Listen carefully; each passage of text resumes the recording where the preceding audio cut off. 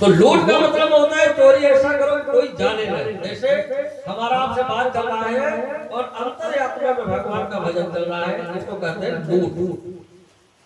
तो भगवान के सच्चे दरबार में आने के लिए अधर्म का त्याग करो, धर्म की संगति करो, तभी यहाँ पे आएंगे।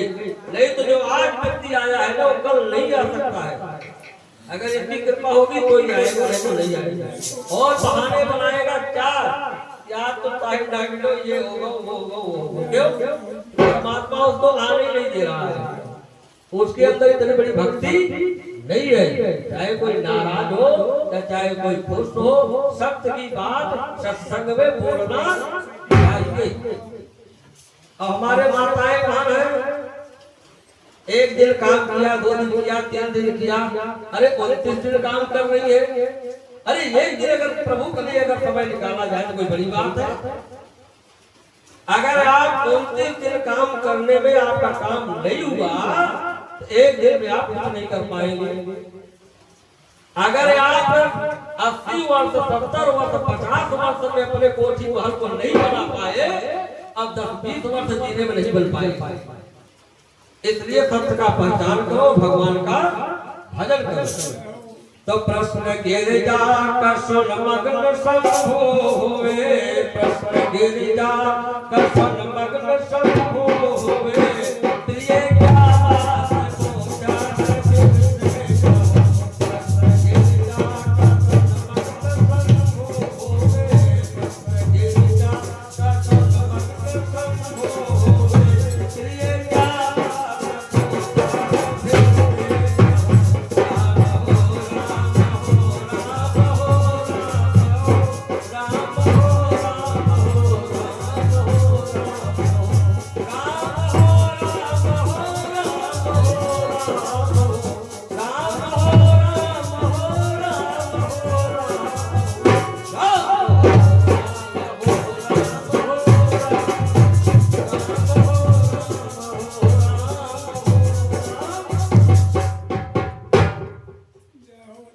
राम है नाम उसका जो सब में रमा, राम है नाम उसका जो सब में रमा, और जो है हाजिर बनाजिर जगत में, जो है हाजिर बनाजिर जगत में, राम है नाम उसका जो सब में रमा, जो है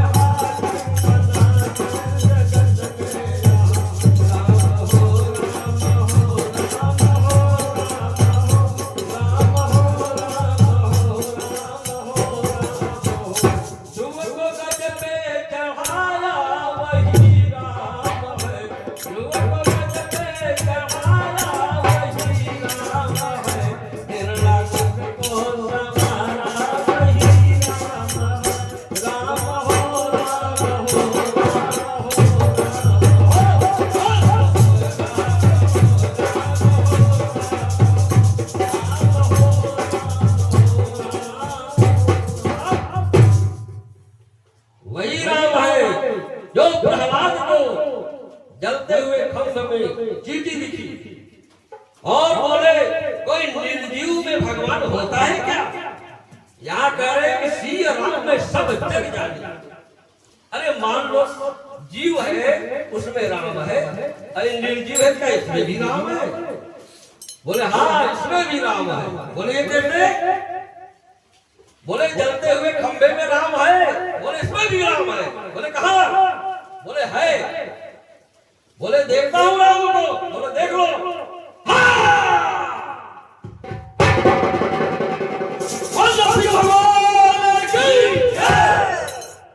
वहां भगवान प्रकट हो गए और किसको बचाया? प्रहलाद भक्त को। आप कहते हो हम भक्त हैं, तो आपको भगवान को नहीं बचाता है? क्यों आप सच्चे दिल के भक्त नहीं हो, बनावटी भक्त हो। जिस दिन आप प्रभु के चरणों में सच्चे प्रीति का भक्त बन जाओगे ना, तो भगवान तुम्हारे आगे रहेगा, पीछे रहेगा, आए रहेगा, बाएं रहेगा, नीचे रहेगा, ऊपर रहेगा। क्यों? भगवान सर्वव्यापक है। जंगल में बलबल में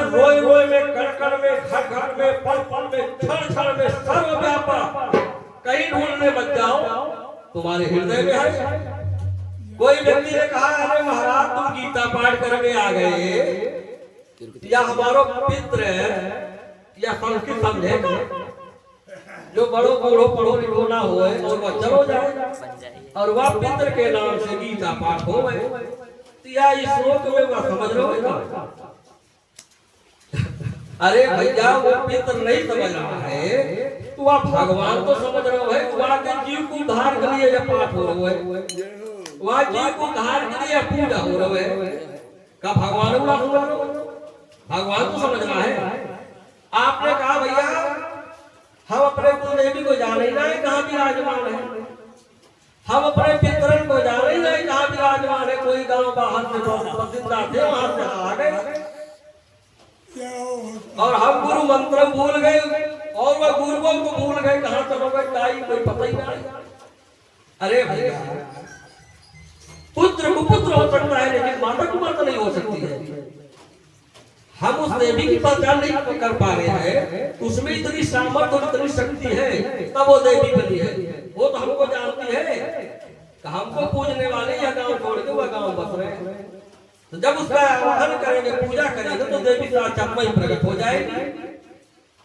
जब अपने पितरों को बुलाएंगे तो साक्षात वही प्रकट हो जाएंगे। ये गांव देव के पितर हैं जो भटक रहे हैं, वो देव पितर है जो देवताओं के बगल है, कलागत चल रहा है। तो जो व्यक्ति उन पितरों के लिए पिंडदान, श्राद्ध, गीता पाठ और भागवत के मूल पाठ अपने घर में करवाते हैं उनके शांति के लिए, तो कौन खुश होते हैं? वे पितर खुश होते हैं जो देवताओं के बगल में देव पितर बन के बैठे हैं। इन चबूतरा वाले तो खुद ही कमजोर है, ये अपना ही रक्षा ना कर सके, तुम्हारो रक्षा क्या करेंगे? उनकी कृपा होती है, वे भगवान से जाके साक्षात हाथ जोड़ करके आशीर्वाद लेते हैं, प्रभु हमारे कुल में वृद्धि हो और कृपा हो, और जो अधोगति में भटक रहा हो उसकी मुक्ति हो। ये अनुष्ठान का, पूजा पाठ का, भजन का महिमा है।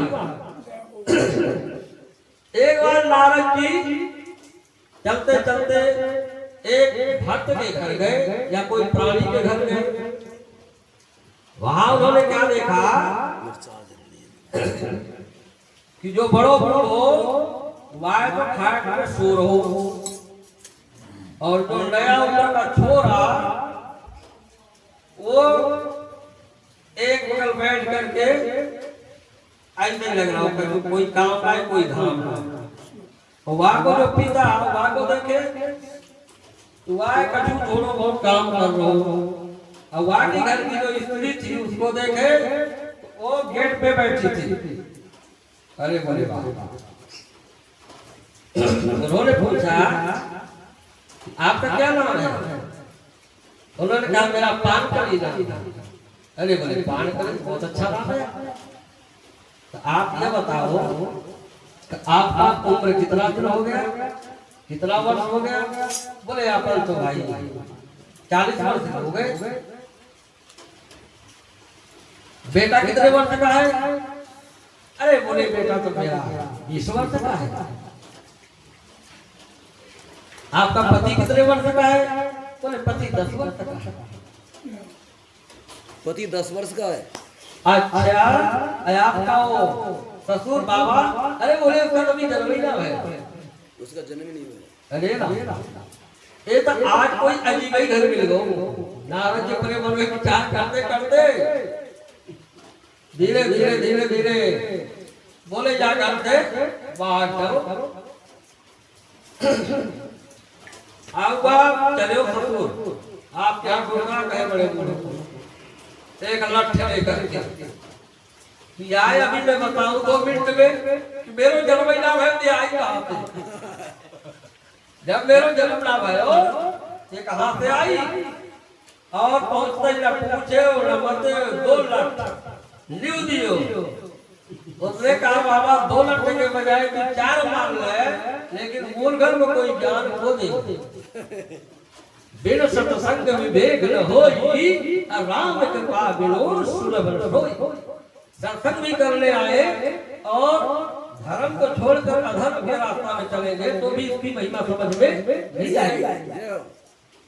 अब उसने भैया क्या काम करे हो, जब दो के बजाय दो और मार दिए।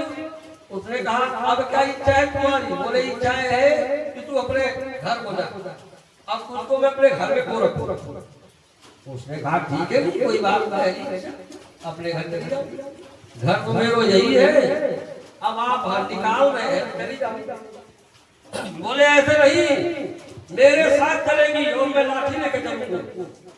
बोले तो और अच्छी बात है, कोई रास्ते में तो तब तक काटेगा तब तक तू मारेगा तो अच्छी बात है। जब वहां पहुंचे उसको पिताजी देखे, अरे बाप आज तो कोई बड़ी बात हो गई, या लाठी लेकर और मेरी बेटी को घर ले जा रहा है।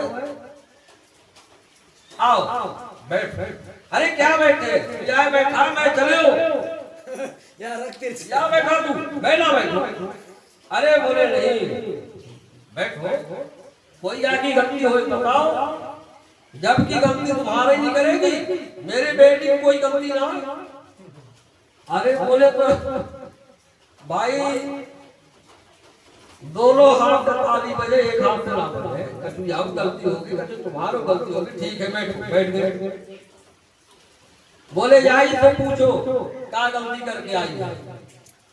उसने बताया कि भाई मैंने यह गलती करी कि मेरे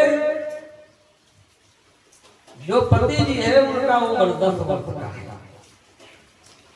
और मेरा उम्र 40 वर्ष हो ही गई। ऐसे तो मैं 45 वर्ष की हूँ, लेकिन फिर भी 40 वर्ष हो गए मेरा, और मेरे बेटा का उम्र है 20 वर्ष, और यहाँ को भी जन्म ना है। अरे बोले बेटी तू तो बहुत गलत कर रही है, मतलब फिर वो फिर जाएगा।